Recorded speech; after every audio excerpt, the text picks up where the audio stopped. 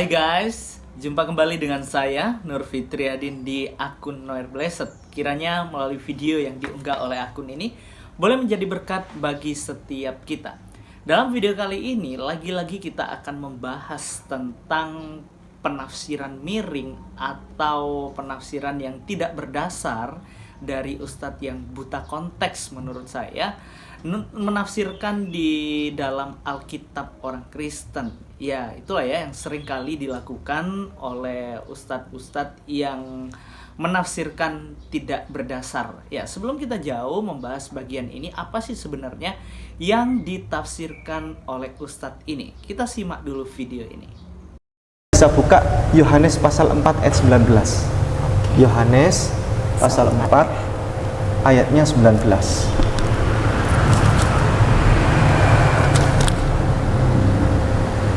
Oke, saya bacakan ya. Iya. Kata perempuan itu kepadanya, Tuhan, nyata sekarang padaku bahwa engkau seorang nabi. Seorang perempuan, wanita di situ bertemu dengan Yesus, lalu wanita itu berkata, Tuhan, nyata sekarang padaku bahwa engkau seorang nabi. Ada sesuatu yang mengganjal dari ayat ini? Mungkin dari kalimat yang bahwa engkau seorang nabi, underline itu mungkin. Karena apa? Jadi kan, iya, jadi itu cukup untuk menyangkal pilihan A tadi Pak yang soal Tuhan. Karena kan di sini dikatakan bahwa Tapi di situ Tuhan. Iya, Tuhan nyata sekarang padaku bahwa engkau seorang nabi. Mana yang benar? Tuhan atau nabi? Nabi. Tapi di situ Tuhan. Mungkin penegasan yang kedua menurut saya. Jadi ini ada satu downgrade ya, Iya. downgrade, penurunan dari Tuhan menjadi nabi. Mbak buka itu siapa penerbitnya itu? Oh, penerbitnya belum mau nampak lagi. LAI, Ya. Lembaga Alkitab Indonesia. Ya, dibuka tahun berapa? Oh, di sebelah sini ya.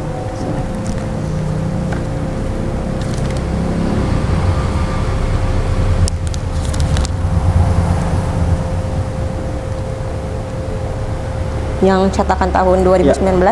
2019. Mbak jangan ditutup dulu yang ayat tadi. Ya.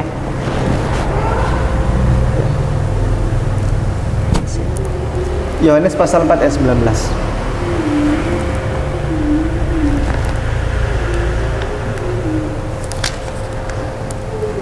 Saya ulangi baca. Ya. Kata perempuan itu kepadanya, Tuhan, nyata sekarang padaku bahwa engkau seorang nabi. Mana yang benar? Kalau koreksi dari yang tadi itu Tuhan, yang ini Tuhan. Koreksi. Ini coba penerbitnya siapa itu? LAI. Tahun berapa? Tahun 2023. 2023. Mana yang benar? Tuhan atau Tuhan? Tuhan. Jadi memang di sini Yesus tidak pernah ada di Bible itu sebagai levelnya sebagai Tuhan. Sehingga karena terlalu banyak kritik begitu, karena Bible yang bahasa yang lain itu bukan Tuhan, Sir atau Sir atau Lord begitu kan, bukan God di situ. Jadi Tuhan. Jadi koreksi lagi sama Bible. Jadi ini saling mengkoreksi nih, sesama Bible, sesama penerbitnya LAI sama orang yang sama juga saling mengkoreksi. Jadi ibaratnya kalau di di kampus itu apa? Pernah kuliah? Iya. Di kampus apa? Kalau ada Revisian. Revisi. Tuhan menjadi Tuhan. Ya, kalau kita memperhatikan pernyataan dari ustadz ini, beliau sedang membahas di dalam Yohanes pasal yang keempat ayat yang ke-19. Di situ Alkitab mencatat kata perempuan itu kepadanya, Tuhan, nyata sekarang padaku bahwa engkau seorang nabi. Dan di dalam Alkitab diterjemahkan lain, kata Tuhan di situ menjadi Tuhan. Manakah yang benar? Apakah Tuhan atau Tuhan? Mari kita memperhatikan dari bahasa asli di dalam penerjemahan kata ini. Di dalam Yohanes 4 ayat yang ke-19, kata Tuhan dalam bahasa Yunani itu memakai kata kurie. Dalam terjemahan Yunani kata kurie ini memiliki kata dasar kurios. Ya, kurios itu dalam Strong Concordance diterjemahkan Lord, diterjemahkan Master, Sir, dan the Lord. Jadi bisa Tuan, bisa Tuhan, dan bisa Master dan lain sebagainya yang sudah tercatat di dalam Strong Concordance.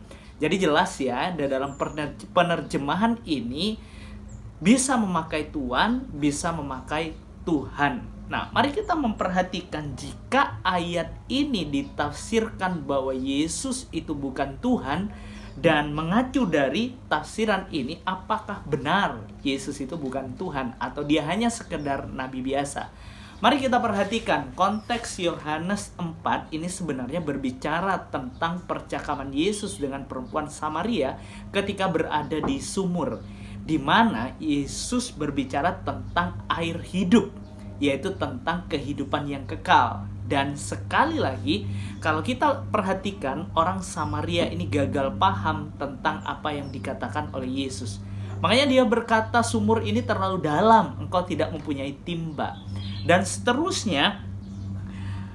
Dan ketika Yesus berbicara tentang dirinya atau apa yang dilakukan oleh orang Samaria ini, bahwa dia tidak bersuami, betul apa yang dikatakan oleh Yesus, memang dia tidak punya suami karena apa yang tinggal dengan sekarang itu bukan suaminya. Ya, jadi jelas ya, ketika Yesus membukakan hal itu, maka dalam ayat yang ke-19 perempuan ini berkata kepada Yesus, Tuhan, nyata sekarang padaku bahwa engkau seorang nabi. Lagi-lagi di sini perempuan ini masih belum sadar bahwa Yesus itu adalah Mesias. Nah, oleh sebab itu ketika Yesus berbicara tentang penyembahan, bahwa engkau harus menyembah, engkau harus sujud, dan harus penyembah-penyembah yang benar itu akan menyembah kepada Bapa, maka Yesus menyatakan dirinya ketika perempuan itu berkata dalam ayat yang ke-25, jawab perempuan itu kepadanya, aku tahu bahwa Mesias akan datang, yang disebut juga Kristus. Apabila ia datang, ia akan memberitakan segala sesuatu kepada kami. Nah, di sini dia masih belum tahu dengan jelas bahwa Yesus itu adalah Mesias. Maka dari itu dalam ayat yang ke-26, Yesus menyatakan dirinya kepada perempuan ini. Kata Yesus kepadanya, akulah dia yang sedang berkata-kata dengan engkau. Dan ketika murid-murid datang pada waktu itu, maka perempuan ini pergi. Ya, kita tidak tahu perempuan ini percaya atau tidak, yang jelas dia masih bimbang. Namun dia bersaksi kepada banyak orang. Dia meninggalkan Yesus dan murid-murid yang ada pada waktu itu. Ayat yang ke-28, maka perempuan itu meninggalkan tempayannya di situ lalu pergi ke kota dan berkata kepada orang-orang di situ. Jadi perempuan ini memberikan kesaksian kepada yang lain. Mari lihat, di sana ada seorang yang mengatakan kepadaku segala sesuatu yang telah kuperbuat. Mungkinkah dia Kristus itu? Jadi sekali lagi perempuan ini masih belum yakin bahwa Yesus itu adalah Mesias. Apa yang terjadi ketika perempuan Samaria ini bersaksi tentang Yesus kepada banyak orang? Ayat 39. Banyak orang Samaria dari kota itu telah menjadi percaya kepadanya karena perkataan perempuan itu yang bersaksi. Ia mengatakan kepadaku segala sesuatu yang telah kuperbuat. Wah, jadi jelas ya guys. Jadi ketika orang Samaria ini memberitakan kepada banyak orang, maka banyak orang yang percaya dan ingin melihat Yesus. Ketika melihat Yesus, apa yang terjadi? Nah, ini yang paling penting dalam ayat yang ke-42, Alkitab mencatat dan mereka berkata kepada perempuan itu, kami percaya, tetapi bukan lagi karena apa yang kau katakan, sebab kami sendiri telah mendengar dia dan kami tahu bahwa dialah benar-benar juru selamat dunia.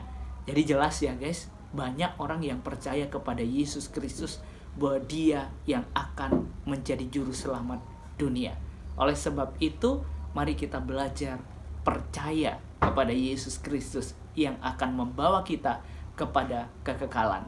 Jadi sekali lagi, bagi kaum buta konteks, jangan pernah menafsirkan ayat Alkitab orang Kristen, karena orang Kristen tahu persis, mengerti dengan benar apa yang telah diajarkan oleh kitab suci.